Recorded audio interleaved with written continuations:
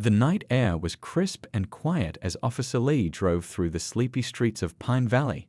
His patrol car's dashboard clock showed 11:45 p.m., just 15 minutes left in his shift.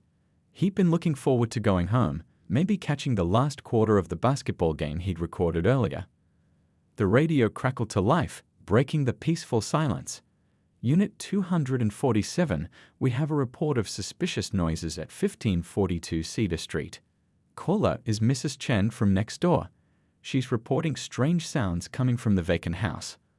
Officer Lee sighed, reaching for his radio. He'd handled dozens of these calls before. Usually, it turned out to be nothing more than neighborhood cats or teenagers looking for a spooky place to hang out. Copy that, dispatch. I'm 3 minutes away. As he turned onto Cedar Street, memories of previous calls to this house flooded back. The old Victorian had been empty for almost 8 months now, ever since the bank foreclosure. It stood there like a forgotten giant, its windows dark and uninviting, paint peeling from its once proud facade. He spotted Mrs. Chen right away, a tiny figure standing on her front porch in a thick blue robe. She was wringing her hands nervously as his car pulled up. Something about her expression made him sit up straighter. This wasn't her first time calling the police, and she wasn't the type to raise false alarms. "Officer, I know what you're thinking," she said as he approached, her voice trembling slightly.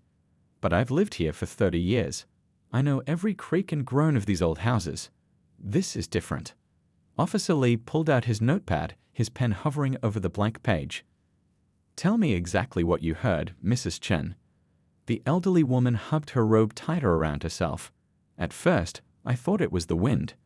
But then I heard, it sounded like—" She paused, searching for the right words. "Like someone trying not to be heard. And there were other sounds too, not like animals or kids messing around." "I've heard those before." He nodded, jotting down notes. "How long have you been hearing these noises?"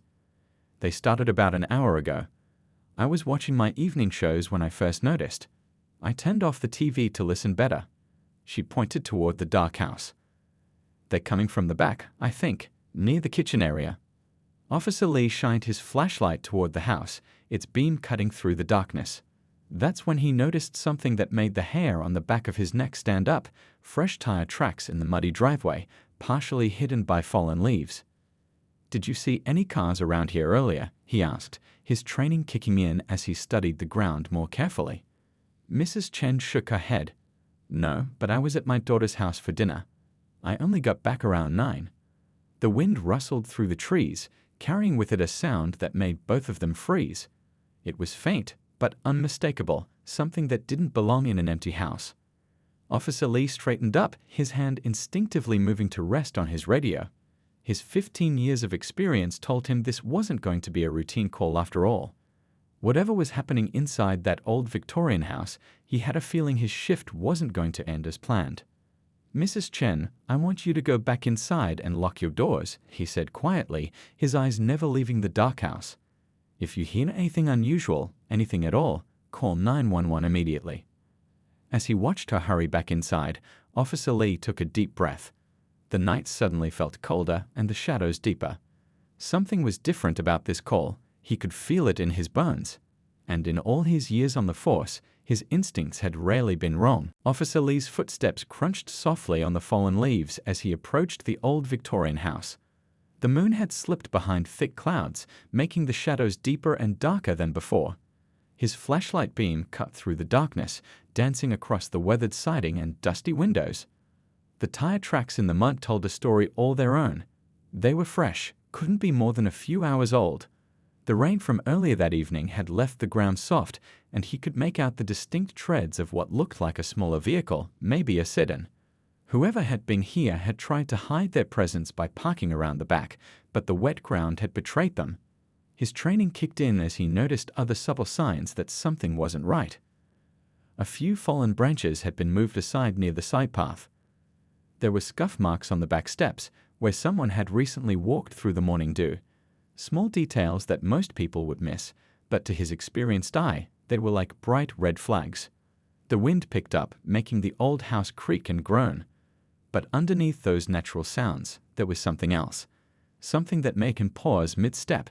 He clicked off his flashlight and stood perfectly still, letting his ears adjust to the darkness. There it was again, a shuffling sound, followed by what could have been a whisper. Officer Lee reached for his radio, keeping his voice low. "Dispatch, this is Unit 247. I'm going to need backup at 1542 Cedar Street. Possible break-in in progress." He gave a quick rundown of what he'd observed, making sure to note the fresh tire tracks and signs of recent activity. "Copy that, Unit 247. Units 312 and 329 are en route. ETA 7 minutes. 7 minutes. He'd have to be careful until backup arrived. The smart thing would be to wait, but something about this situation felt urgent. His gut was telling him this wasn't just kids looking for a thrill or someone seeking shelter for the night. He moved closer to the house, staying in the shadows.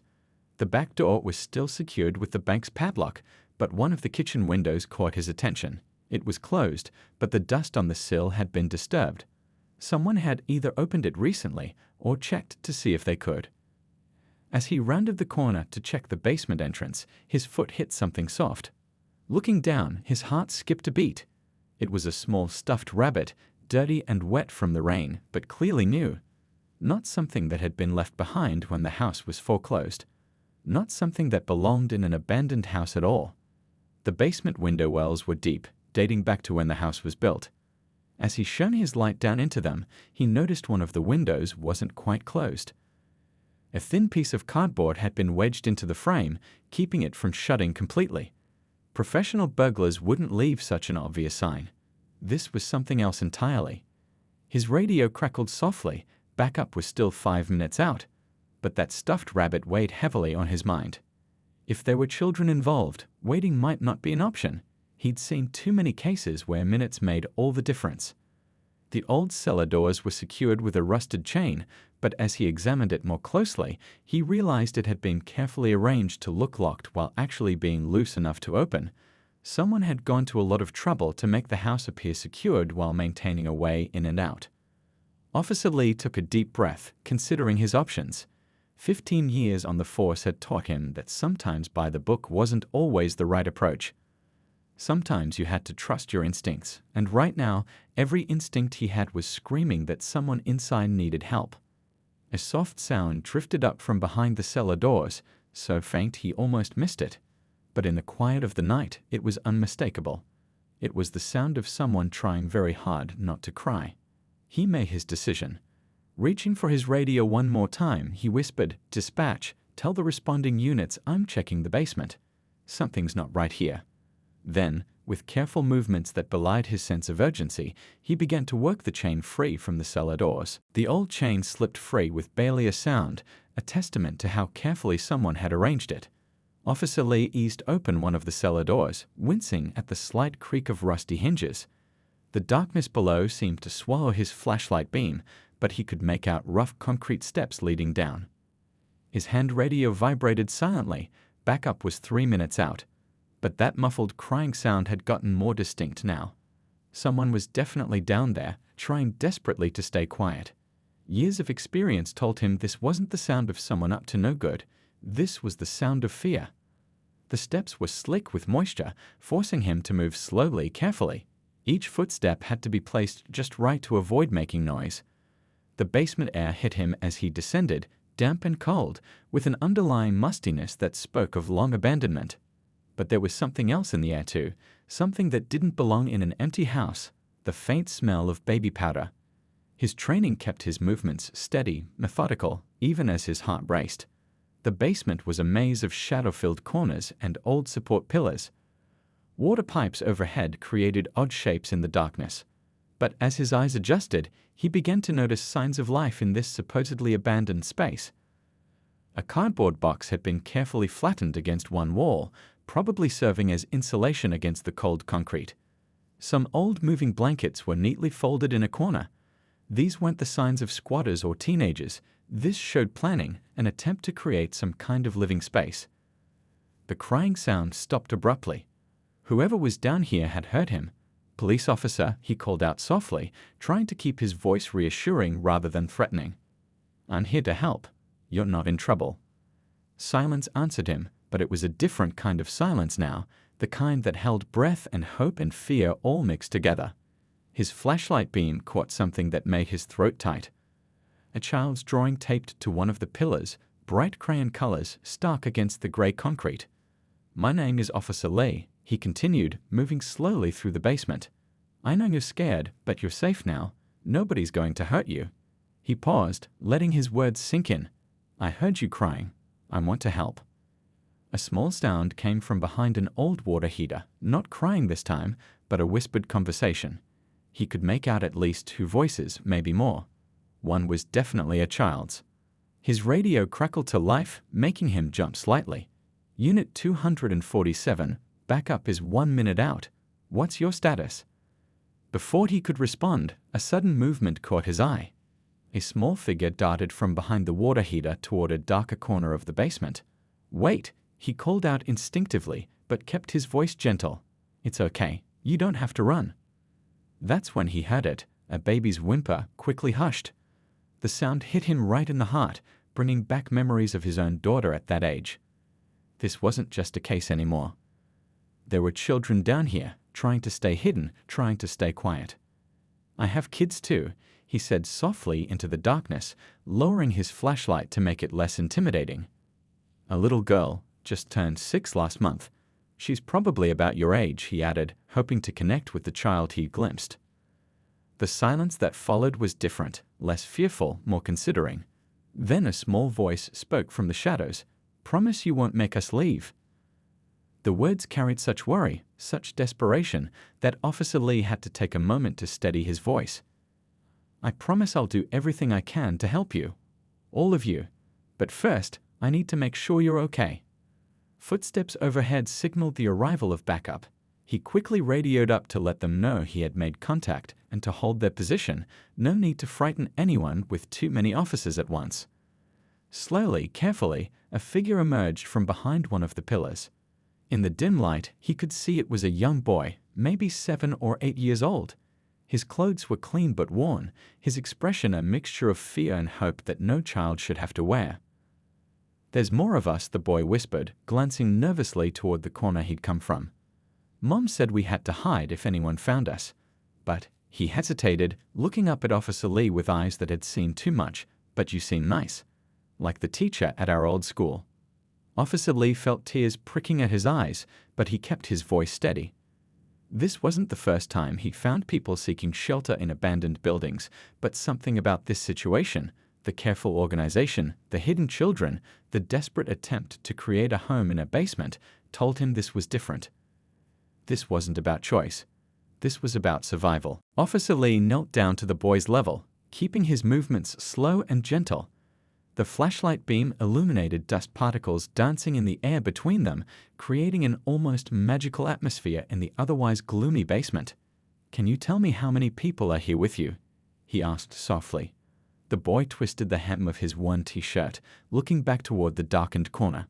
"It's me, my little sister, the baby, and Mom," he whispered. "Mom's scared because..." His voice trembled slightly, and he stopped. "It's okay," Officer Lee reassured him.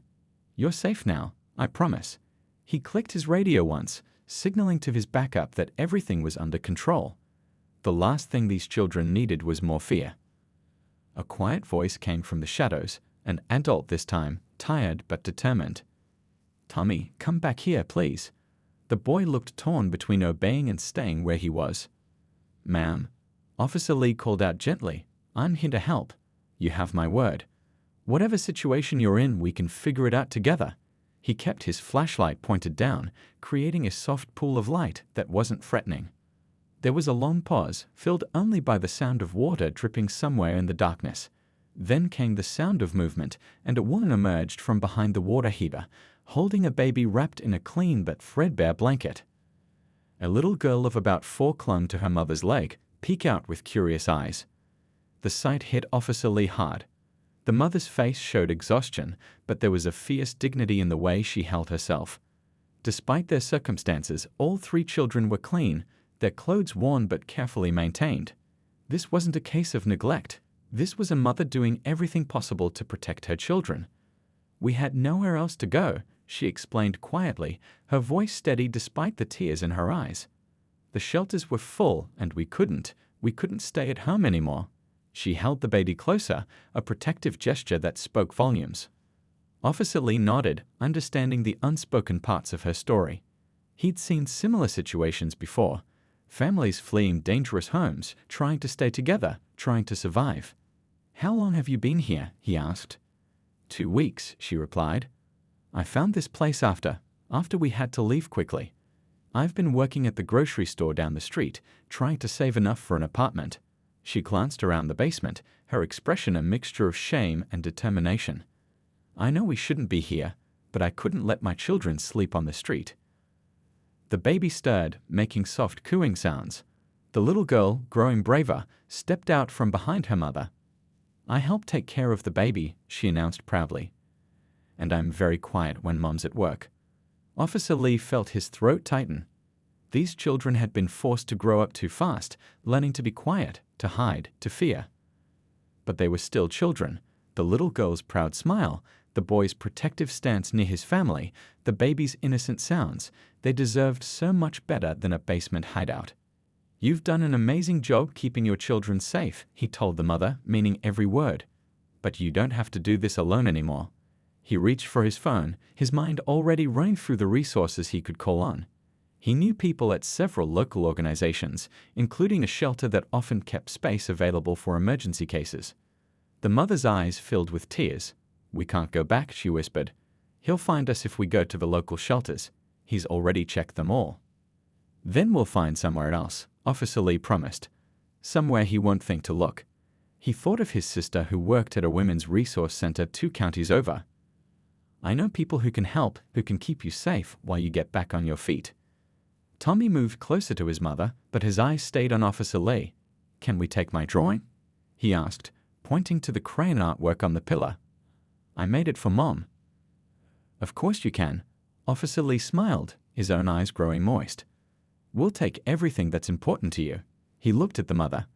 "Will you let me help?" Really help, not just with temporary solutions. She looked at each of her children in turn, the baby in her arms, the little girl holding her hand, the boy standing brave and protective. Then she looked back at Officer Lee and slowly nodded. "Yes," she whispered. "Yes, please help us." In that moment, as relief and hope filled the dark basement, Officer Lee understood that this wasn't just another call, another case to be filed and forgotten. This was about changing lives, about giving this family a chance at a new beginning. And as he reached for his radio to set things in motion, he knew that this night would stay with him forever. The next hour passed in a blur of careful activity. Officer Lee had called in a female officer he trusted, Officer Wilson, to help make the family feel more comfortable. Together, they gathered the family's few belongings, some clothes, Tommy's drawings, the baby's blanket, and a small photo album the mother kept wrapped in plastic to protect it from the basement's dampness. As Officer Wilson helped the mother pack, Officer Lee sat with Tommy and his little sister on the basement steps. The children were tired but no longer afraid, especially after Officer Lee showed them the emergency lights on his patrol car through the basement window. "Mom works really hard," Tommy said suddenly, his small voice full of pride. "She comes home really late sometimes, but she always brings us food. And she reads to us every night, even when she's super tired." He paused, looking down at his worn sneakers. "She cries sometimes when she thinks we're sleeping." The little girl nodded solemnly. "But we give her lots of hugs," she added, her face brightening. "Hugs make everything better. That's what Mom says." Officer Lee felt his heart twist. Through their innocent words, the full story was emerging. Their mother had been working late shifts at a grocery store, probably the only job she could find that let her be with her children during the day. She'd been trying to save money while keeping her family fed and together, all while living in constant fear of being discovered. "Your mom is very brave," he told them softly. "And so are you too. It's not easy being quiet and careful all the time." He watched as the little girl leaned sleepily against her brother, who automatically put his arm around her. These kids have learned to look out for each other in ways no child should have to. Upstairs, he could hear Officer Wilson making phone calls. She had contacts at a women's shelter in the next county, one that specialized in helping families start fresh. They had apartments on site, security systems, and even a small school for the children. The baby started fussing, and the mother's quiet voice floated down the stairs, singing a lullaby. It was such a normal, tender moment, a mother soothing her baby, made extraordinary by their surroundings. Even in this dark basement, she'd managed to create moments of comfort and love for her children. "You know what I miss most?" Tommy asked, breaking the silence. "Going to school. I really liked math class." He brightened a little. "I've been practicing with numbers though. I count the cans of food we have, and I help Mom figure out how much money we need to save." The little girl piped up, "I miss my friends. And the playground." She looked up at Officer Lee hopefully. "Will there be other kids where we're going?" "Yes, there will be," he assured her. "And a playground too. You'll be able to go to school again, both of you." He watched their faces light up at this news, and it struck him how such basic things, school, friends, a playground, had become precious luxuries for these children. Officer Wilson came down the stairs, her face gentle. "The shelter has space for all of you," she told the mother. "They're expecting us.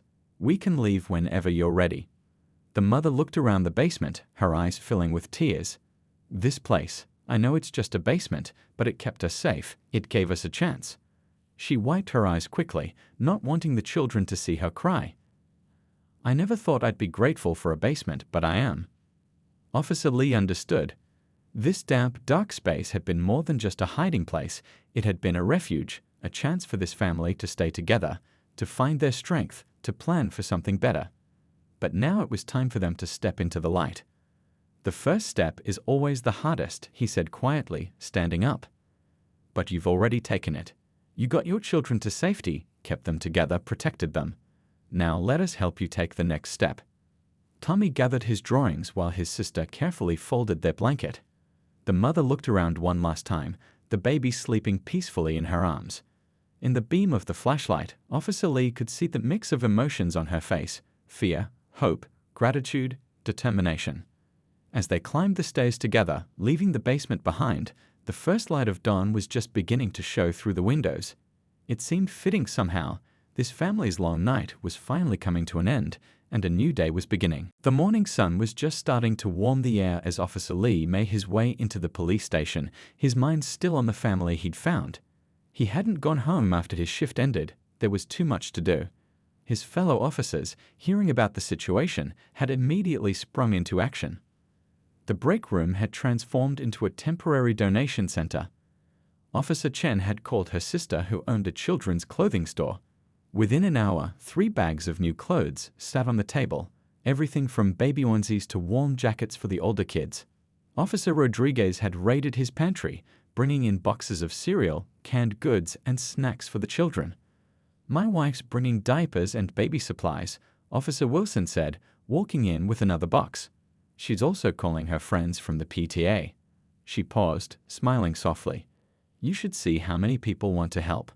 The moment I mentioned there were kids involved, everyone just. She gestured at the growing pile of donations. The dispatch supervisor walked in, her arms full of stuffed animals. "These were supposed to be for the Christmas toy drive," she explained, setting them down. "But I think these kids need them more right now." She pulled out a soft brown teddy bear. The little girl mentioned she had to leave her favorite toy behind when they fled. "Maybe this will help." Officer Lee felt his throat tighten. He'd seen the worst of humanity in his 15 years on the force, but moments like this reminded him of the good that still existed. People coming together, sharing what they had, trying to make life a little better for a family they'd never met. The police chief stepped out of his office, phone in hand. "Just got off the call with the shelter director," he announced. "They're setting up an apartment for the family right now. They've got counselors on staff, and there's a school program for the kids." He looked at Officer Lee. "You did good work tonight, son. Real good work." But Officer Lee knew it wasn't just his work, it was everyone coming together. The elderly neighbor who'd made the call. The officers who'd responded with compassion instead of judgment. The community members now rallying to help. Each person was adding their own small piece to give this family a chance at a fresh start. A young rookie officer rushed in, slightly out of breath. "Just talked to my mom. She's a teacher at Pine Valley Elementary. She says once the kids are settled, she'll help them catch up on their schoolwork." She can tutor them after school until they're ready to join regular classes. The station's secretary appeared with a pile of gift cards. Took up a collection at church last week for families in need, she explained. Can't think of anyone who needs it more right now. She paused, then added softly, my sister went through something similar years ago. Having people willing to help, it makes all the difference. Officer Lee watched as more people arrived, each bringing what they could. Some brought practical items, toiletries, school supplies, warm blankets. Others brought comfort items, books for the children, a small radio, art supplies for Tommy who loved to draw. Each donation came with words of encouragement, with hope, with the understanding that sometimes life's hardest moments require a whole community to help. The mother sat quietly in a comfortable chair they'd brought in from the chief's office, watching it all with tears in her eyes. The baby slept peacefully in her arms, while the two older children explored their new stuffed animals with growing smiles. For the first time in weeks, they didn't have to be quiet, didn't have to hide. I don't know how to thank everyone, she whispered when Officer Lee brought her a cup of coffee. We've been alone for so long, trying to stay invisible. And now, she gestured at the room full of people and donations, her voice breaking slightly.